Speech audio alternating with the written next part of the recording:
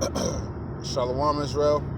I'd like to give all praises, honor, and glory to Yahweh, Ba'ashem, Yahweh Shai, Ba'ashem Kakwadash, the B'wanas of the Apostles and the Elders, Great Millstone, and Shalom to Lek out there doing his work of faith and labor of love and true sincerity. All right, I'm here with another lesson, and for now I want to touch on on James 2 and 13. It's lucky. And it reads, James 2 and 13, for he shall have judgment without mercy that have showed no mercy, and mercy rejoiceth against judgment. And, my main thing about this is, me wanting to talk about Esau, because Jake is some of the most forgiving people upon the face of the earth. You do anything to Jake and then you're another nation, they're going to be willing to forgive you in a heartbeat, They're going to want to forgive you in a heartbeat. But if you're amongst your own people and a rift happens between y'all, that hatred is there forever or a long ass time. And that goes to show you that heavily that the scriptures is on point about how, our eyes shall be evil towards one another, because the curses are upon us, But yet Esau, he could shoot Jake down, what I'm saying? Whether it's the cops, whether it's what situation down there was in South Carolina with the whole church, and everybody saying they forgive them, because they just going off of what that God is all love or whatever they want to believe. What I'm saying? Like you gotta forgive that murdering Edomite within a second, But the time that's coming is a time of, as according to Ecclesiastes, so I said, well, there's a time for hate, there's a time for love, a time for war, so on and so forth. And we enter into that time of hate, that time of war, that time where the Lord is not going to show no mercy unto Esau. Why? Because he has truly showed no mercy. At no point in history have they truly ever shown us any mercy, but just disguised the many ways in which they do things, to put us further under subjection. Hence, when you go to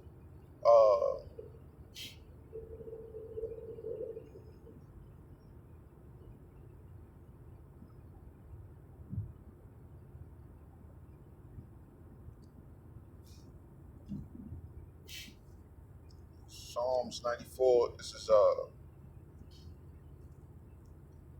hold on.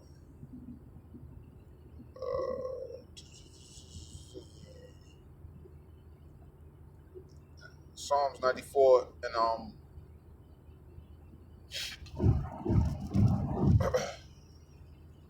so like I'm thinking about the other scripture, they frameth mischief by law.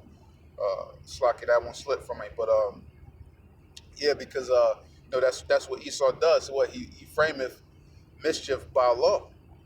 That's a part of his DNA.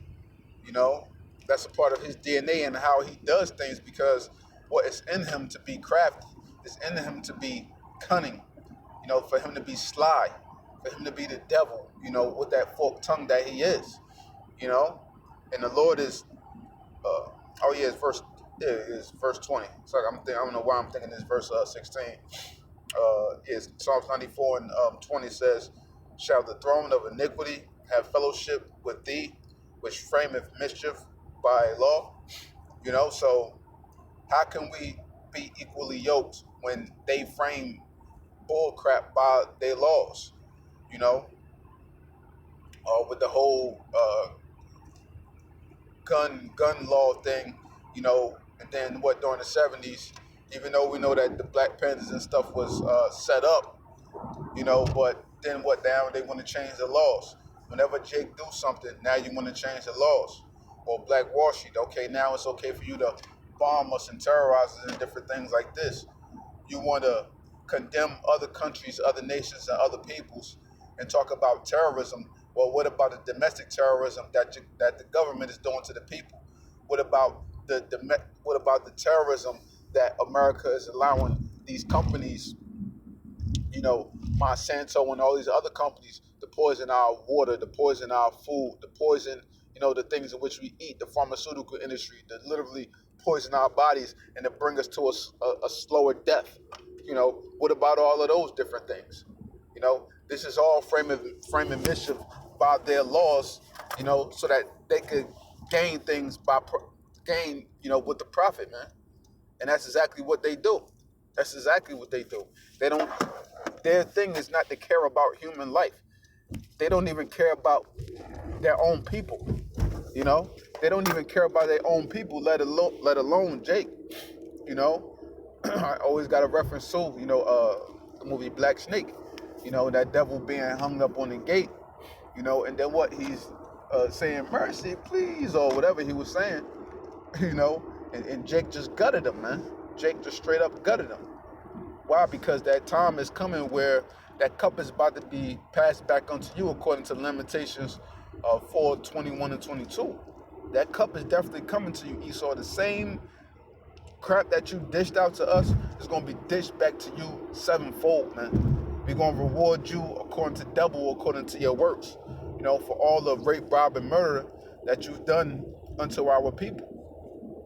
It was an article that I wanted to do a lesson on, but Lord willing, I wound up doing it, in another day or so, that was talking about that, man.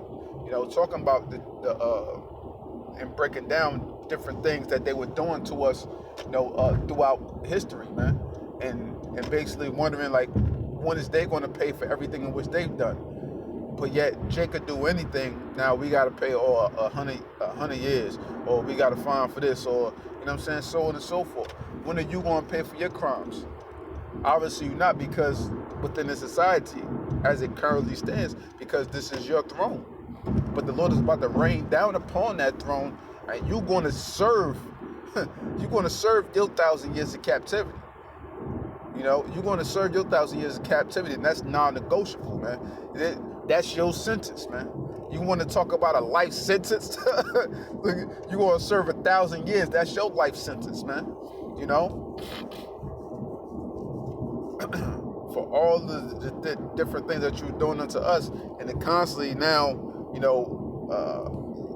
serving our people on a plate with all of this different satanic worship, especially with these holidays of just past that bull crap ass Valentine's Day and different stuff like that, man. You serving up our people on a platter, man, for them to be devoured, for Satan to devour them, for us to be devoured by the ways of the world, for us to destroy ourselves, according to Psalms was 119 and 95, or 95 and 119. I got dyslexia with them numbers, but I'm saying, where it says what? The wicked have waited for me to destroy me. The wicked have waited for us to destroy us. By them setting everything up, putting their play into things, putting their little special touch on it, through their think tanks, and just setting up different scenarios and letting us take the fall for everything. And then just got the whole world wondering, like, why we can't get it together. It's a dangerous game that they playing. You've been getting away with it for these hundreds of years, but now that time is about to come to where, hey, you want thin ice, man. You want thin ice. You want real thin ice. And that mercy that you're going to be looking for, that mercy that everyone looks for when they go through something, Esau, you're not going to have one inkling of it, man, because the Lord has nothing but pure hatred for you. We have nothing but pure hatred for you. If our people don't have that hatred for you, we have that hatred for you. And the hatred that we're going to pour out upon you is going to be something fierce when the Lord makes his second return, man. All pursuant to what? Ezekiel 25, 12 to 14, because the Lord going to put his anger within us to be able to wreak shop on your ass, man. And that's simply how it's going to go down, man. You shall receive judgment without mercy, because you have shown no mercy, man. That's going to be a beautiful thing to see, a sight to see, for us to wash our feet in the blood of the wicked, man. According to, I believe it's what, Psalms 58 and 10, So, with that, I hope this segment was edifying. And I'd like to give all praises, honor, and glory to Yahweh, Ba'ashem Yahushai, Ba'ashem Kakwadash, the oneness, the apostles, and the elders, great millstone. And shalom to elect out there doing this work of faith and live with love, true sincerity. Shalom.